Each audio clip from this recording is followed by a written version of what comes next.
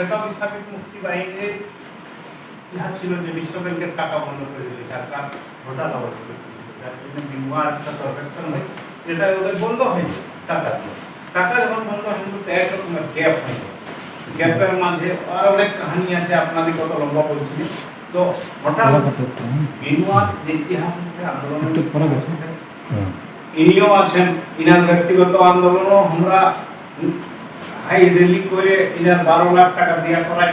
কি আছে নাকি আমাদেরকে ওই গলত জিনিস এখন নাই বলছি বা ছাড়ো তো আন্দোলন একটা এমন জিনিস বটে যে আন্দোলনে সব হাসিল হয় বিস্থাপিত মুক্তি বাহিনীও অনেক জিনিস হাসিল করেছে যার নৌকা বিহার পটে মাছের পটে আজ পরিস্থিতি আছে যে বাহারি লোক ভাবছে আমাদের টিকা পট্টা নেই जबकि আমরা আবহাওয়া সরকার যখন আমরা ইয়ার মানে প্রচার করি আমরা অনেক জায়গায় বলি যে আবহাওয়া সরকার আনতে হবে এই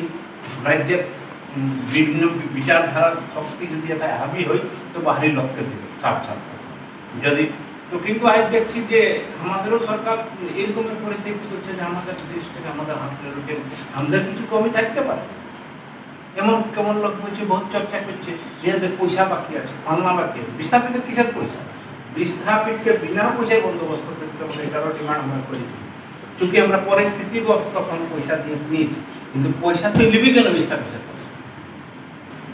ওর আগে বহুত পরিস্থিতি ছিল 6 টাকায় তুমি ডাক পাই করে তুমি উত্তর বিহারের লোককে দিবার কোশিশ করছিলে চাইরা না আর আমাদের বেলি তুমি 17 লাখ টাকা লিবে 54 লাখ টাকা লিবে আমাদের বেলি তোমার বিহার কি বল নৌকা বিহারের 3.5 লাখ টাকা তুমি মালখান সিংকে 20,000 টাকা মাসে দিতেছে তো বিস্থাপিত যখন হবে তখন নানা রকমের লাঞ্ছনীয় লাঞ্ছনীয় পরিস্থিতি আছে সেই জন্য বিশেষ চর্চা না করি আমি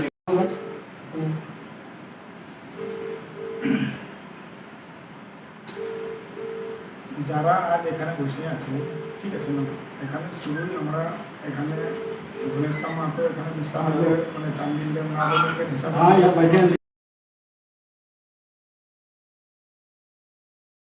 को हम एक बड़ा आंदोलन की तैयारी कर रहे हैं जिसमें हमारे चांडिल डैम के जितने भी विस्थापितों का संगठन है सभी मिलजुल के एकजुटता के साथ एक आंदोलन करना चाहते हैं ये जो सरकार और प्रशासन का मनमानी है विस्थापितों के ऊपर इसको कैसे रोक लगाया जाए हर साल गांव को पानी घुसाना ये एक मानसिकता हो गया है ये पदाधिकारियों का कि विस्थापितों को डुबा दे तब डुबा के इनको बिखार दे ताकि आंदोलन करने न पाए हमारा कहना है कि डैम का जो केंद्रीय स्तर का चीज है हर डैम राष्ट्र का हर डैम सीधा सीधा बोलता है कि 10 जून को सारा कपाट खोल देना होगा यह नियम है लेकिन चांडिल डैम ही एकमात्र अपवाद क्यों जिसका कपाट खोला नहीं जाता है जिसका रेडियल गेट अंग्रेजी में बोलते हैं रेडियल गेट को खोल देना है और उसको लिमिट के अनुसार 10 जून से वर्षा होता है 10 जून को पक्का खोलना है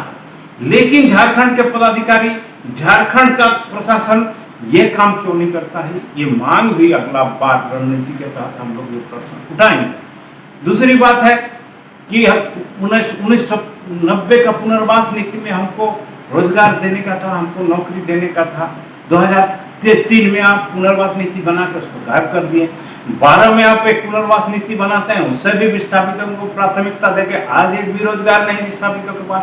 एक लड़का को आप नौकरी नहीं दिए यहाँ भी अगर कोई झाड़ूदार है तो बाहरी एससी ऑफिस में हम लोग देखते हैं ये एक विडंबना है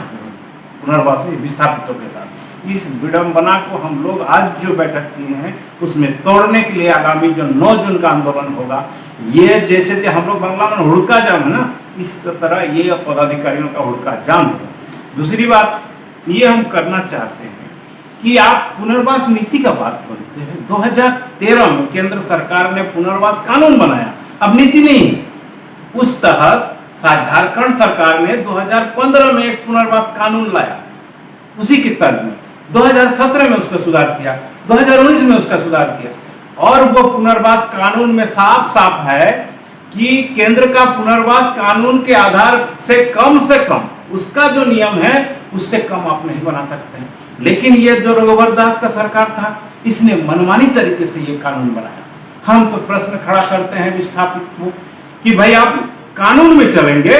या नीति में चलेंगे। नीति कमजोर होता है, कानून मजबूत होता है। आप एक बात समझिए, कानून में है जैसे नरेगा कानून, हमको कोई पीटा तो हमको उसको अधिकार है कि हमारा विरुद्ध जाने, तो कानूनी तरह से उसको सजा होगा। उसी तरह अगर पुनर्वास कानून में जो जो चीज लिखा हुआ है वो अगर नहीं करते हैं आप विस्थापितों के साथ तो आपको सजा होगा। ये सब प्रावधान है उसके तहत। तो हम भी इस विडंबना को इस आंदोलन से तोड़ेंगे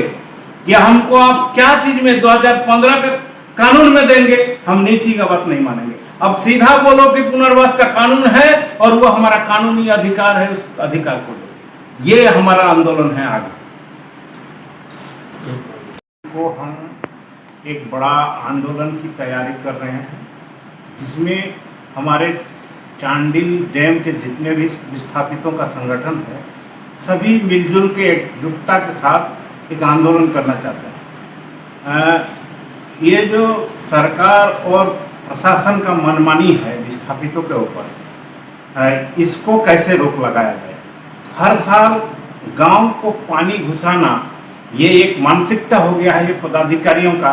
कि विस्थापितों को डुबा दे, तब डुबा के इनको बिखार दे ताकि आंदोलन करने न पाए। हमारा कहना है कि डैम का जो केंद्रीय स्तर का चीज है, हर डैम, राष्ट्र का हर डैम सीधा सीधा बोलता है कि 10 जून को सारा कपाट खोल देना होगा, यह नियम है। लेकिन चांडिल डैम ही एकमात्र अपवाद क्यों, जिसका कपाट खोला नहीं जाता है, जिसका रेडियल गेट अंग्रेजी में बोलते हैं, रेडियल गेट को खोल देना है और उसको लिमिट के अनुसार 10 जून से वर्षा होता है, 10 जून को पक्का खोलना है। लेकिन झारखंड के पदाधिकारी, झारखंड का प्रशासन ये काम क्यों नहीं करता है, ये मांग भी अगला बार रणनीति के तहत हम लोग ये प्रश्न उठाएंगे। दूसरी बात है कि 1990 का पुनर्वास नीति में हमको रोजगार देने का था, हमको नौकरी देने का था। 2003 में आप पुनर्वास नीति बना के उसको गायब कर दिए। 12 में आप एक पुनर्वास नीति बनाते हैं, उससे भी विस्थापितों को प्राथमिकता देके आज एक भी रोजगार नहीं विस्थापितों के पास, एक लड़का को आप नौकरी नहीं दिए। यहाँ भी अगर कोई झाड़ूदार है तो बाहरी एसडी ऑफिस में हम लोग देखते हैं। ये एक विडंबना है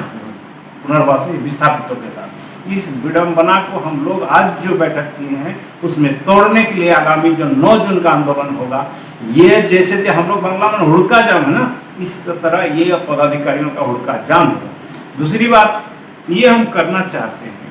कि आप पुनर्वास नीति का बात बोलते हैं। 2013 में केंद्र सरकार ने पुनर्वास कानून बनाया, अब नीति नहीं है।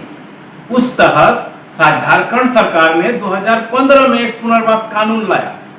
उसी की तर्ज में 2017 में उसका सुधार किया, 2019 में उसका सुधार किया।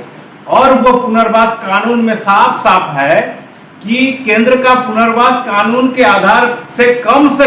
उसका जो नियम है उससे कम आप नहीं बना सकते हैं। लेकिन ये जो रघुवर दास का सरकार था, इसने मनमानी तरीके से ये कानून बनाया। हम तो प्रश्न खड़ा करते हैं विस्थापित को